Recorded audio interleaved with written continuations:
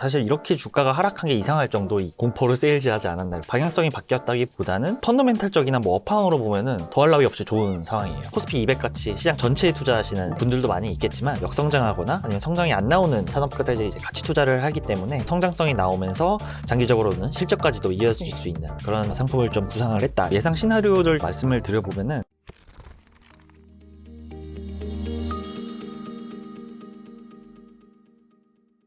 네, 한국투자신탁운용의 박지현 차장님 모셨습니다. 안녕하세요. 네, 안녕하세요. 안녕하십니까? 조금 덜 안녕합니다. 그렇죠. 요새 또 이 시장이 또 왔다 갔다 해가지고. 네, 맞아요. 예. 근데 이 와중에 또 일은 해야죠. 네, 맞습니다. 네. 이번에 야심차게 또 신상품을 들고 오셨는데 제가 네. 내용을 쫙 봤더니 상품 내용 너무 구성이 괜찮더라고요. 네, 알찬 상품으로 맞아요. 준비를 했습니다. 에이스 반도체 플러스 전략 산업 ETF. 네. 역시나 깁니다. 그거 좀 짧은 편이에요. 다른 상품에 비해서는. 그런가요? 근데 역시나 우리가 또 이 댓글 이벤트 하잖아요. 여러분 네. 보시는 이제 구독자분들 이 댓글에다가 애칭 또 공모하니까 제가 딱 보니까 반풀전? 맞아요. 내부적으로는 그렇게 부르고 있습니다. 그렇습니까? 네, 네. 예, 또 좋은 아이디어 있으시면 애칭 남겨주시면 저희가 또 10분 뽑아서 커피 쿠폰도 보내드릴 테니까 이제 끝까지 잘 봐주세요. 자, 지금 시장이 사실 전례 없는 변동성을 이제 보이면서 네. 이거 하반기 포트폴리오 어떻게 가져가야 되지? 전문가분들도 반도체 더 늘리세요 라는 분도 있고 네네. 반도체는 조금 이제 비중 조절을 해주세요 라는 분들도 계세요. 좀 내부의 뷰가 어떠신지. 뭐 말씀 주신 대로 막 확실한 컨빅션이 있으시면은 비중을 뭐 늘리는 것도 좋지만 네. 사실 일반 투자자, 개인 투자자분들 같은 경우에는 워낙 좀 변동성이 커진 상태다 보니까 뭐 저희는 좀 아무래도 비중을 분산을 좀 하는 거를 추천을 드리고 있고요. 그러면 이제 산업들을 좀 분산을 시켜야 될 텐데 네. 오늘은 이제 어떤 산업들에 분산을 투자를 해야 될지를 좀 말씀을 드리려고 해요. 근데 아무래도 변동성이 워낙 커지다 보니까 하반기가 어떨지를 이제 한번 살펴보자면은 네. 지금은 변동성을 많이 또 주고 있는 요인은 미국 이란 전쟁이 될 것 같은데 네. 뭐 타코도 하고 협상도 하고 계속 왔다 갔다 하면서 왔다 갔다. 밀당을 하고 있죠. 그렇죠. 네. 유가도 금리도 계속 흔들리고 있는 상황이라서 저희는 뭐 당분간은 완전히 협상이 되지 않는 한은 변동성이 좀 지속될 수 있을 거라고 좀 보고 있고요. 그리고 또 이제 FOMC가 8월에는 없지만 네. 뭐 잭슨홀 미팅이 있긴 하지만 어쨌든 9월부터는 또 FOMC도 얘기가 나올 수 있는데 사실 뭐 진짜로 금리를 인상시킬 거라고 보진 않아요. 하지만 어쨌건 코멘트 같은 게 매파적으로 좀 나올 수 있기 때문에 그러면 또 이제 뭐 반도체가 됐든 기술주가 됐든 약간의 변동성은 좀 나올 수 있다고 보고 있어서 저희는 분산을 좀 말씀을 드리고 있고 결국 이렇게 되면 이제 변동성 장세에서는 분명히 좀 실적 기반의 섹터를 찾는 게 또 중요할 것 같습니다. 이제 미래에셋 증권 자료입니다. 그래서 이거는 이제 한국의 업종별 분기 영업이익 예상 추정치를 좀 가져와 봤는데 네. 화면에서 좀 보실 수 있듯이 가장 왼쪽 상단에 있는 이제 우리나라 전체에 대한 이제 분기별 영업이익은 올해 3분기까지는 어쨌건 추세적으로 좀 증가할 것으로 예상이 되고 있어요. 근데 이제 이 전체에서 과연 어느 섹터들이 상승을 이끌 건지를 찾아봐야 될 텐데 가장 오른쪽 하단에 있듯이 뭐 예상을 많이 하시겠지만 반도체가 가장 영향을 많이 주고 있습니다. 그래서 뭐 반도체도 저희도 아직까지 좀 긍정적으로 보고 있는 상황이고 그거 외에는 상단에 있는 뭐 기계, 전력기기, 조선, 방산 이런 섹터들이 추세적으로 상승하는 것을 보실 수가 있습니다. 그리고 이제 그 외에는 뭐 운송, 뭐 자동차, 화장품, 의류 이런 것들은 이제 추세적 상승까지는 아닌 모습을 볼 수가 있어가지고 결국 이제 시장의 이익 전망치를 끌어올리고 있는 업종은 반도체, 기계, 뭐 전력기기, 조선, 방산 이 정도라고 좀 요약을 해볼 수 있을 것 같아요.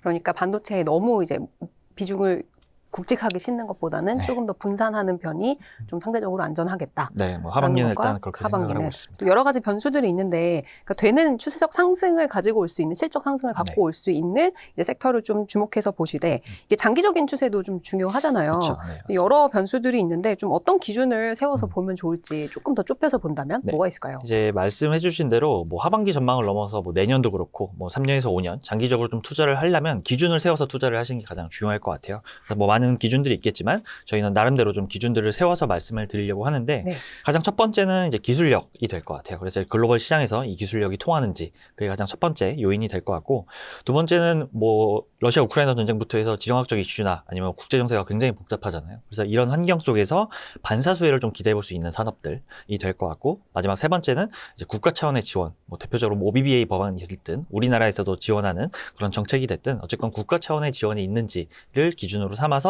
요 세 가지를 충족하는 산업들에 좀 투자를 해야 어쨌건 투자의 확률을 좀 높일 수 있다 이렇게 좀 보고 있고요. 저희가 이 조건들에 해당하는 이제 산업들을 좀 정해봤는데 대표적으로는 뭐 대표적으로 반도체가 될 것 같고, 그리고 이제 조방원, 네. 조선방산 원전 섹터를 말씀을 드리고 있습니다. 그리고 저희가 이런 기준들을 세운 이유는 뭐 단기적인 산업별 업황도 물론 중요하겠지만 과연 어떤 섹터들이 우리나라에서 중장기적으로 투자를 할 수 있을지에 대한 이제 대답이라고 좀 볼 수가 있을 것 같고요. 뭐 저희 회사의 방향성도 마찬가지긴 하지만 미래의 장기 성장에 투자하라 이런 모토를 갖고 저희가 또 운용을 하고 있기 때문에 이런 데에도 또 부합하는 산업들을 좀 선별하고자 이렇게 좀 기준들을 세워봤습니다. 그래서 이제 결론적으로는 이제 글로벌 시장에서 어쨌든 기술력을 바탕으로 지정학적인 아니면 뭐 국제 정세적인 반사 수익을 좀 기대할 수 있으면서 정책적 지원도 뒷받침되는 그런 산업들에 투자를 하자 이렇게 좀 말씀을 드려볼 수 있을 것 같고, 일시적으로 이제 주가는 물론 조정을 받을 수 있지만은 어쨌건 이제 방향성 있는 투자를 좀 할 수 있게 이런 조건들에 부합하는 섹터들로 선별을 해서 투자를 하자고 좀 말씀을 드려볼 수 있을 것 같습니다. 네, 지금 말씀 주신 세 가지가 이제 독보적인 경제적 혜자를 가지고 있는 기술력이 있느냐. 네. 그 다음에 지정학적 미중 간 패권 갈등이나 뭐 이란 전쟁이나 지정학적의 반사이익을 볼 수 있느냐. 네. 마지막으로는 국가적으로도 지금 우리나라에서 혹은 뭐 미국에서 정책적 수혜를 받을 수 있는 섹터냐. 네, 이렇게 세 가지의 기준으로 나눠서 생각을 해보고 여기에다가 실질적으로 이익 전망치까지 더해서 고려를 해보면 맞습니다. 사실 몇 개 안 나와요. 맞아요. 예. 네, 네. 제일 중요한 게 역시나 반도체겠죠. 네. 지금 반도체 뭐 미워도 다시 한번 뭐 이런 얘기도 있고. 근데 이 반도체 섹터부터 좀 하반기 전망을 좀 본다면 뭐 지금 들어가야 되냐. 뭐 네네. 약간 말이 많아요. 네, 그래서 그렇죠. 어떻게 좀 보고 계신지. 먼저 이제 워낙 최근에 삼성전자, SK하이닉스 필두로 해서 반도체 조정이 좀 깊었잖아요. 네. 그래서 사실 뭔가 이상이 있는 거 아니냐 이런 분들도 있는데 사실 펀더멘탈적이나 뭐 업황으로 보면은 더할 나위 없이 좋은 상황이에요. 그래서 사실 이렇게 주가가 하락한 게 이상할 정도이긴 한데 네. 뭐 이제 결론적으로 보면은 뭐 레오폴드 사트나 뭐 중국의 TRS 규제 이런 네. 이슈들로 인해서 수급적 영향을 받은 것도 있고요. 물론 우리 시장 자체의 쏠림 현상 혹은 뭐 심리적인 요인들로 인해서 주가가 더 하락폭이 좀 커졌다. 네. 이렇게 좀 볼 수 있을 것 같아서 사실 이번 반도체 하락은 뭐 방향성이 바뀌었다기보다는 좀 속도 차원의 그런 조절이 있지 않았을까 이렇게 좀 생각을 하고 있습니다. 네. 그래서 이제 한번 예상 시나리오를 좀 한번 말씀을 드려보면은 작년 하반기부터 뭐 올해까지 반도체가 좋았던 거는 결국 피해 상승, 반도체 가격의 상승에 의해서 EPS 전망이 좋아지고 그로 인해서 주가가 많이 올랐던 건데, 그럼 이제 이 상승이 언제까지 갈 거냐? 피해 피크아웃을 한번 더 주목을 해봐야 될 것 같습니다. 네. 그래서 이거는 이제 공급이 풀릴 때, 그래서 이제 공급 부족이 해소될 때가 이제 피가 꺾이는 시점이라고 볼 수가 있어가지고 그렇죠. 이거는 아마 뭐 27년 말, 28년 정도 예상들을 많이 하고 계시고, 주가적으로는 이게 또 한 2분기, 3분기 선행이 되잖아요. 그래서 저희는 좀 보수적으로 봤을 때 27년 1분기까지는 어쨌든 이런 공급으로 인한 흐름이 좀 긍정적으로 보일 수 있을 거라고 좀 보고 있고, 사실 여기서 또 중요한 게 최근에 많이 나오고 있는 LTA 이슈가 그렇죠. 또 나오게 됩니다. 그래서 Q가 증가를 하면서 P가 꺾이게 될 때 요거의 하방을 맞아줄 수 있는 게 이제 LTA 이슈이다 보니까 최근에 나온 뭐 삼성전자 컨퍼런스 콜만 봐도 이 LTA 계약이 사실 다 계약마다 다 구조가 달라요. 근데 대략적으로 좀 말씀을 드리면 하방은 좀 닫혀 있고 지지를 해줄 수가 있고 상방은 또 약간 열려있는 그런 형태의 계약이 많은 것 같아가지고 저희가 봤을 때는 어쨌든 증설로 이제 공급이 풀리고 가격이 떨어질 때 이 LTA가 분명히 하방을 지지해줄 수 있다 이렇게 생각을 하고 있는데, 이 와중에 만약에 Q가 정말 늘어나게 되면, 공급이 이제 증설 후에 공급이 늘어나게 되면 결국은 이제 P와 Q의 곱이 EPS의 상승으로 이어질 수 있으니까 뭐 내년에 가서는 실적이 더 나올 수 있는 가능성도 있다고 생각을 하고 있습니다. 그래서 좀 요약을 해보자면은 어쨌건 P는 조금 소프트 랜딩을 하면서 어느 정도 지지가 되고 여기서 Q가 더해지면은 실적은 뭐 지금보다도 더 좋아질 수 있는 환경이 뭐 내년 이후의 환경이다 이렇게 좀 볼 수 있을 것 같고요. 그러면 이제 단기적으로 봤을 때 지금 뭐 27년까지 실적 좋은 거는 대부분 다 알고 계시잖아요. 있죠. 그래서 이제 새로운 모멘텀이 필요할 것 같은데 저희는 이걸 이제 주주환원이라고 좀 보고 있고요. 뭐 최근에도 뭐 하이닉스 컨퍼런스 콜에서 좀 실망감을 좀 안겼고 삼성전자 오히려 긍정적인 좀 반응을 이끌어냈는데, 최근에 또 키옥시아가 실적이 미스가 났어요. 근데 주주환원을 좋게 발표를 하면서 뭐 액면 분할도 했고 주가가 굉장히 크게 상승을 하는 모습을 보면은 분명히 시장에서는 주주환원에 대해서 긍정적으로 좀 반응하는 모습을 유추를 해볼 수가 있을 것 같고, 그리고 삼성전자는 이미 2024년에 잉여연금을 50%를 주주환원으로 재원으로 이제 사용하겠다 이제 발표한 바가 있기 때문에 분명히 또 긍정적으로 좀 기대를 해볼 수가 있을 것 같고, 올해 영업이익이 대략적으로 한 200조 원 삼성전자가 될 것 같아요. 그렇게 되면은 100조 원 가량, 뭐 보수적으로 봐도 한 90조 원 가량 주주환원에 사용을 할 수 있는 그런 환경이고, 근데 이게 얼마나 큰 규모냐면은 외국인이 올해 이제 1월부터 7월까지 매도한 물량이 한 90조 정도 그렇죠. 네. 되더라고요. 그래서 이거를 다 메워줄 수 있는 규모니까 주가적으로도 굉장히 긍정적인 모멘텀이 될 수 있다. 이렇게 좀 말씀을 드릴 수 있을 것 같습니다. 그리고 최근에 또 한 가지 좀 이슈가 되고 있는 게 이제 메모리 반도체 산업을 사이클로 볼 것이냐 아니면은 이제는 사이클을 탈피할 것으로 예상한다. 네. 뭐 이런 의견이 굉장히 대립을 하고 그렇죠. 있어요. 근데 이제 저희는 뭐 저희 입장부터 말씀을 드리자면 저희는 이제 메모리 반도체가 구조적 성장을 좀 보일 수 있다고 생각을 하고 있고요. 그렇기 때문에 장기 투자를 해도 되는 산업이다. 이렇게 좀 말씀을 드릴 수 있을 것 같습니다. 뭐 대표적으로 LTA도 여기에도 영향을 미치고 있고 그것뿐만 아니라 이제 메모리 반도체도 그 고객마다 이제 주문을 받아서 이제 메모리가 파운드리화되는 그런 모습들을 보이고 있기 때문에 물론 전체 다는 아니겠지만 어느 정도의 구조적 성장이 나올 수 있다. 이제 진폭이 좀 적어질 수 있다. 이렇게 좀 생각을 하고 있고 마지막으로 좀 강조드리고 싶은 부분은 저희가 뭐 편의상 반도체 사이클이라고 얘기는 하지만 어쨌건 지금 이 반도체 업황 자체가 AI라는 큰 틀 안에 있다고 좀 볼 수가 있잖아요. 그래서 저희는 이 AI가 발전 단계에 따라서 뭐 학습 추론, 에이전틱 AI, 피지컬 AI 이렇게 좀 진행이 되는데 지금은 에이전틱 AI 초기 단계라고 생각을 하고 있어요. 그렇죠. 그래서 아직까지는 뭐 피지컬 AI 쪽은 뭐 증권사 애널리스트 분들도 추정치에 반영을 안 하고 있는 상태이기 때문에 아직까지 여기까지 가려면은 조금 더 시간이 필요하지 않나 생각을 하고 있고 이런 것들이 또 반영되면은 이익 추정치는 더 올라갈 수 있는 그런 환경이 되지 않을까 이렇게 좀 생각을 하고 있습니다. 그렇죠. 한투 운용은 이 시클리컬이 아니고 조금 더 구조적인 성장으로 반도체가 가고 있다. 가고 있는 과정이다. 과정이다.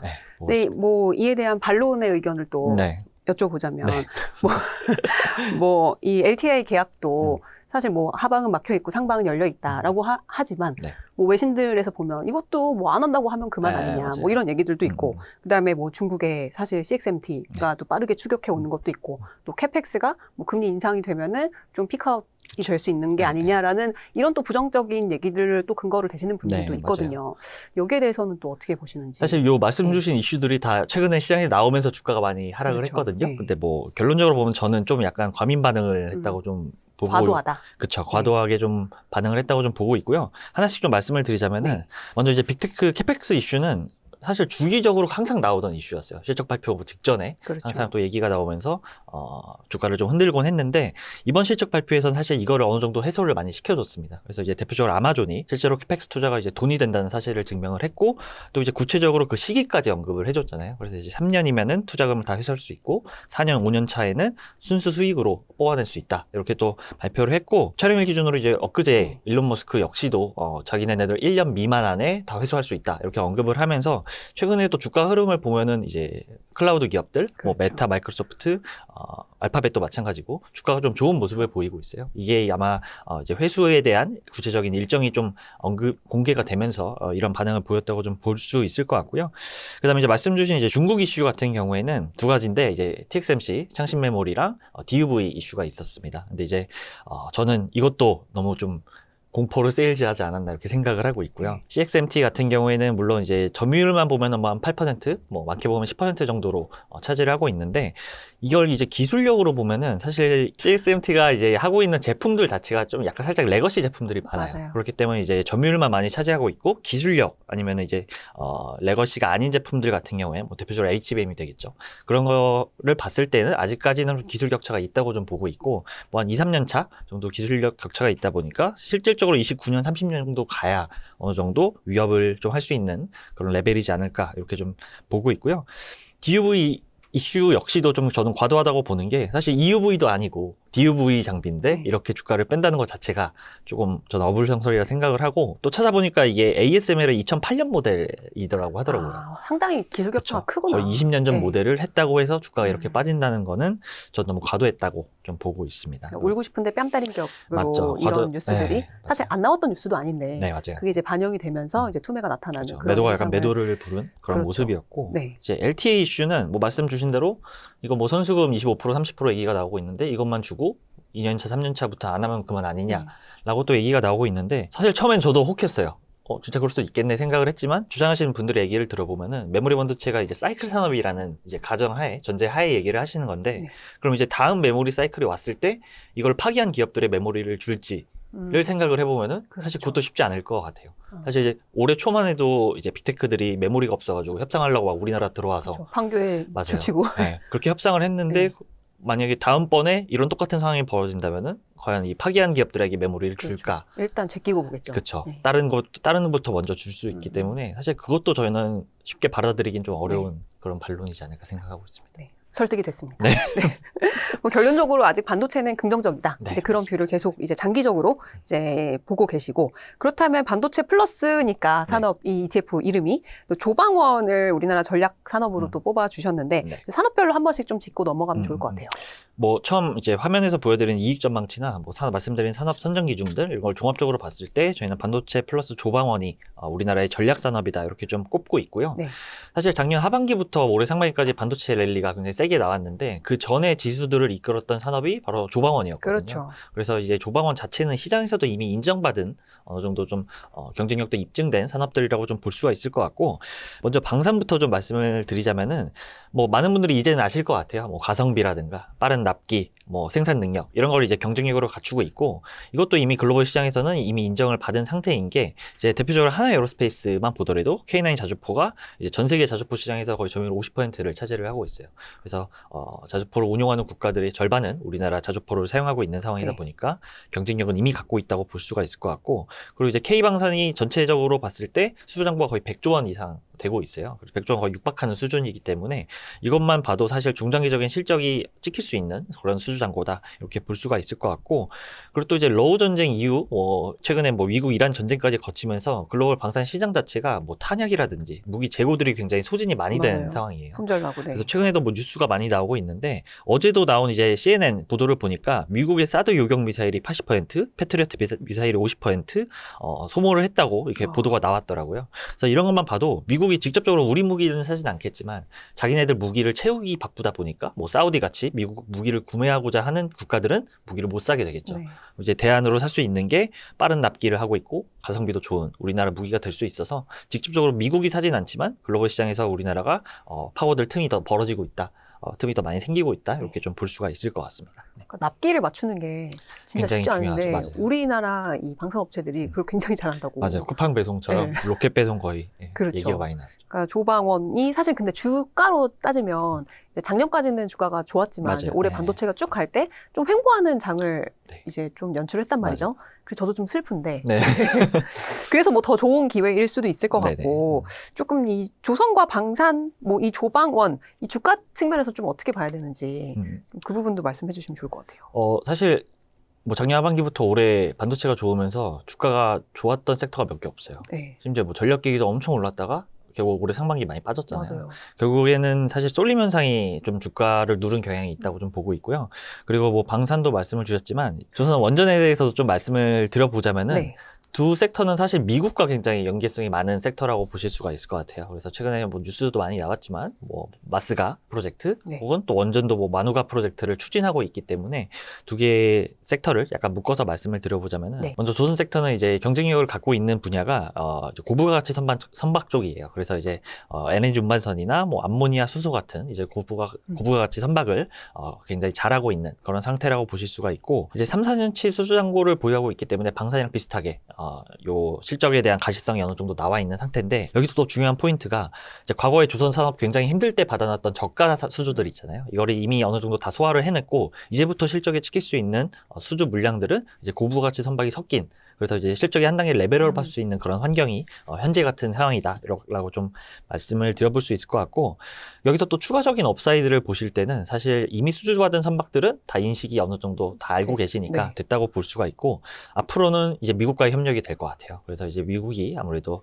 함정 건조라든지 MRO 사업 이런 부분들을 우리나라에 좀 맡기고 있고, 실제로 뭐 HD 현대중공업이나 하나오션이 수주를 이미 받은 상태예요. 네. 뭐 MRO 사업 쪽에서는. 그리고 이제 최근에는 트럼프 대통령이 직접적으로 이제 해외에다가 함정 수주를 맡기겠다 얘기를 하면서 이 가능성이 좀 더 커진 상황이죠. 그래서 이제 우리나라와 함께하고 있는 이제 마스가 프로젝트의 일환이라고 좀 보실 수 있을 것 같아서, 이런 부분들이 조선 산업의 굉장히 긍정적인 모멘텀이라고 볼 수 있고, 네. 사실 조선 산업은 이제는 제조업으로만 볼 게 아니라 약간 국가적인 안보 자산으로 좀 봐도 되지 않을까 그렇게 생각을 하고 있습니다. 조선도 예전에 그 뉴스 보면은 이제 그 선박 안에서 전력을 네, 맞아요. 모터 돌려갖고 한다 막 이런 얘기들도 나왔었는데 원전도 역시 굉장히 좀 유망하게 봐야 되는 지금 상황인 거죠? 그렇죠. 이제 원전 같은 경우에는 작년에 체코 수주를 한 25조 원 확정을 좀 지으면서 이거 수주만으로도 사실 글로벌 경쟁력으로 입증했다고 볼 수 있을 것 같아요. 근데 해외에서 우리나라 원전을 높게 사는 게 이제 정해진 예산이나 정해진 이제 기간 안에 이거를 다 시공을 할 수 있는 능력 이걸 굉장히 높게 사고 네. 있어요. 그래서 뭐 프랑스만 봐도 사실 기간이 굉장히 그렇죠. 늘어나거나 그러면서 예산도 같이 늘어나고 있기 때문에 이런 부분들이 굉장히 큰 경쟁력이라고 좀 볼 수가 있을 것 같고 이런 부분들을 역시 높게 사서 미국이 우리나라와 이제 협력을 하려고 하고 있습니다. 그래서 이제 마누가 프로젝트라고 이제 이름을 달아서 우리나라 정부도 추진을 하고 있는 상태이고 작년에 트럼프 대통령이 원전 부활을 하려고 하는 이제 행정명령을 내면서 정말 미국 안에서의 원전 산업을 부활시키려고 하고 있는데 이제 여기에 협력할 수 있는 게 우리나라의 이제 주요 기업들, 뭐 두산 에너비빌리티 같은 기업들부터 해서 이제 부품 기업들까지 협력을 할 수 있기 때문에 굉장히 또 유망하고 또 주목받고 있는 산업이 원전 산업이다 이렇게 좀 볼 수 있을 것 같습니다. 주가가 지금 횡보하고 있는 와중에도 이제 장기적으로 봤을 때는 그렇죠. 예, 좀 괜찮다 네, 이렇게 맞습니다. 봐주셨고 이 앞에서 말씀해주셨던 그 세 가지 그 기준 조건 중에서 이제 국제 지정학적 우려, 이제 국제 정세를 생각을 해보면 이 조방원 이 세 가지 섹터 모두 여기에 해당이 된다라고 이제 생각이 되는데 네. 이제 앞으로도 더 이런 반사 수혜를 받을 가능성이 더 열려 있다 이렇게 보시는 거예요? 최근에 어떤 뉴스들이 많이 나오고 있냐면은 이제 미국이 중국 휴머노이드 수입을 이제 금지를 시키겠다라는 뉴스가 있었고 이제 촬영 기준으로 며칠 전에는 데이터 센터로 이제 광 트랜시버 퇴출을 검토하겠다라는 뉴스가 있었어요. 그래서 이런 뉴스들이 사실 최근에만 있는 건 아니고 뭐 이전부터 보면은 반도체부터 뭐 전기차, 그다음에 뭐 네트워크 장비, 뭐 드론 이런 거를 하나씩 규제를 하기 시작을 했어요. 그래서 이거 자체가 미국이 굉장히 중국 자체를 규제를 하고 있다 이렇게 좀 볼 수가 있을 것 같고 이게 큰 틀에서 보면은 미국 패권 경쟁의 일환이다. 저희는 좀 이렇게 보고 있는 상황이고 뭐 반도체나 조방원 역시도 이 큰 틀 안에 같이 포함이 되어 있는 상태이고 이제 미국은 아무래도 이제 글로벌 공급망 자체를 좀 개편하려고 하고 있잖아요. 그래서 중국을 배제시키면서 그 빈자리를 우리나라가 좀 들어가면서 그렇죠. 반사 수혜를 좀 기대할 수 있는 그런 환경이라고 좀 보고 있습니다. 그래서 각 산업별로 좀 말씀을 드리자면은 네. 가장 대표적인 게 이제 조선업인데 조선업 같은 경우에는 이제 중국이 글로벌 점유율이 굉장히 높잖아요. 그렇죠. 이제 선조 능력도 굉장히 괜찮은 상황인데 반면에 미국 같은 경우에는 함선은 물론이고 이제 상선조차도 만들 수 없는 없죠. 그런 좀 열악한 환경에서 이제 우리나라를 좀 끌어들여서 대신해서 좀 건조라든가 MRO 사업들을 맡기려고 하고 있는 상황이기 때문에 이런 부분들에 있어서 뭐 일본이나 우리나라 같은 우방국들이 소화가 가능한데 뭐 앞에서 말씀드렸다시피 실제로 우리나라들이 이제 점차 요 수주들을 받고 있고 나아가서는 함정 건조도 할 수 있기 때문에 요거 자체가 이제 미중 패권 경쟁의 약간 반사 수익이다 이렇게 좀 볼 수가 있을 것 같습니다. 맞아요. 팔란티어나 안드릴 같은 이제 그 AI 회사들도 네. 우리나라 조선 사업에 굉장히 큰 관심을 맞아요. 보이고 맞습니다. 예, 막 계약해가지고 네. 좀 무섭기도 한데 어쨌든 미국과 우리나라는 이 미중 패권 전쟁에서 반사 이익을 조선 쪽에서는 점점 더 크게 받을 수밖에 맞습니다. 없다. 네. 이렇게 판단하시는 거고 나머지는요?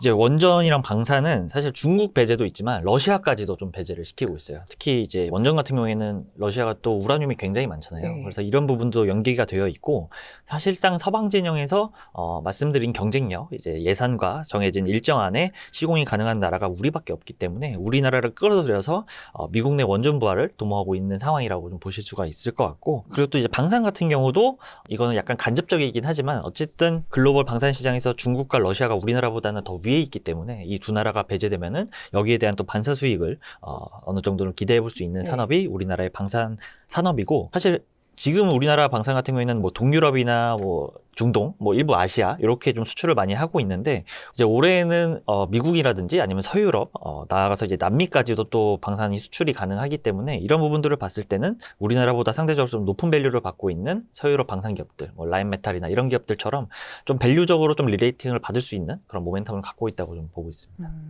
확실히 말씀을 들어보니까 이제 반도체 플러스 조방원 이 전략이 전략 산업이라는 측면에서 네. 좀 장기적으로 가져가기 굉장히 좋은 상품인 것 같은데 이번에 출시하는 그 상품을 좀 정확하게 세부적으로 좀 말씀을 주시면 좋을 것 같아요. 네, 이제 앞서 말씀드린 우리나라의 전략 산업, 반도체 플러스 이제 조방원, 요 섹터들에 한 번에 투자할 수 있는 ETF를 저희가 이제 8월 11일에 상장을 하게 되는데 에이스 반도체 플러스 전략 산업 ETF입니다. 그래서 이 산업들은 뭐 각 섹터들의 이제 업황도 물론 당연히 중요하지만 우리나라 우리나라에서 투자를 할 때 과연 어느 섹터에 중장기적으로 좀 투자를 할 수 있을까라는 질문에서부터 좀 시작된 그런 상품이라고 볼 수가 있을 것 같고요.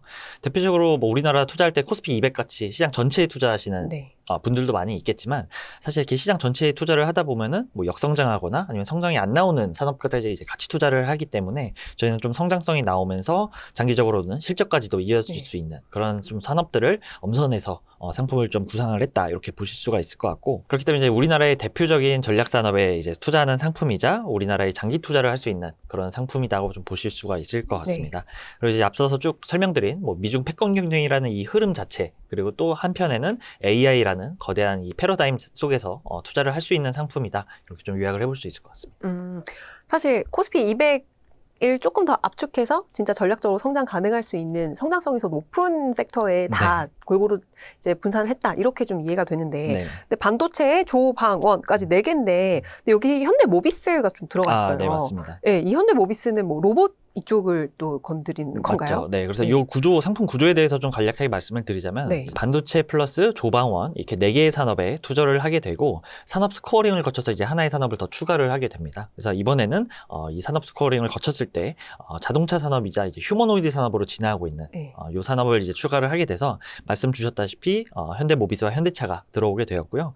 그리고 이게 또 다음 리밸런싱 때는 이 스코어링 자체에서 높은 점수를 받은 산업이 휴머노이드가 아니라 다른 산업이 또 될 수가 있어요. 그래서 뭐 우주라든지 뭐 네. 바이오 같은 이런 성장성이 좀 높게 기대되는 산업들이 또 이제 선정이 될 수 있기 때문에 이 두 개의 종목들은 또 나중에 리밸런싱 때는 또 바뀔 수도 있는 거죠. 그래서 이제 4개의 산업과 플러스 1 그래서 하나의 더 추가적인 전략 산업에 투자하는 상품이다 이렇게 좀 봐주시면 될 것 같습니다. 그러니까 반도체랑 조방원 이 4개의 섹터는 고정적으로 맞습니다. 가지고 가고 네. 나머지 하나는 이제 그때 맞습니다. 맞춰서 리밸런싱 때마다 리밸런싱을 해서 뭐 지금은 현대차와 현대모비스가 있지만 네. 이게 다음 리밸런싱에 우주가 조금 더 이제 좋아 좀 보이면? 좋아 보이면 네네. 그걸로 교체할 수도 네, 있고 맞습니다. 그러니까 하나는 뭔가 룸을 열어두는 맞습니다. 예, 그 그런 트렌드를 좀 따라갈 수 네. 있게 좀 여지를 그렇게 남겨놨다. 구성을 네. 그 구체적으로 좀 종목 비중도 좀 설명을 해주시면 좋을 것 같아요. 네. 일단 저희가 기초지수 기준으로 좀 가져와 봤고요. 대표적으로 뭐 삼성전자, SK 하이닉스는 워낙 또 산업도 크고 저희가 좀 반도체를 아직까지 좀 긍정적으로 네. 보고 있기 때문에 높은 비중으로 투자를 하게 되고 그 외에는 이제 섹터 기준으로 보면은 자동차 산업이 또 현대차나 현대모비스가 또 시총이 크기 때문에 네. 높은 비중으로 휴머노이드에도 좀 투자를 한다 이렇게 봐주시면 될 것 같고 그 외에 뭐 방산, 조선, 원자력 같은 경우에는 한 10% 정도 내외로 투자를 하게 되고요. 이 대표 종목들을 이제 2개 종목씩 그 산업마다 투자를 하게 되는데 그래서 이제 총 5개 산업에 2개 종목해서 10종목에 투자를 하게 되고 산업은 좀 분산을 시키되 종목들은 좀 압축을 한 그러네요. 상품이다 이렇게 볼 수가 있습니다. 그래서 또 리밸런싱 때는 뭐 산업은 고정되어 있지만 이 종목들이 또 바뀔 수도 있기 때문에 좀 유연하게 그렇게 포트폴리오를 리밸런싱 때마다 좀 가져가려는 그런 상품입니다.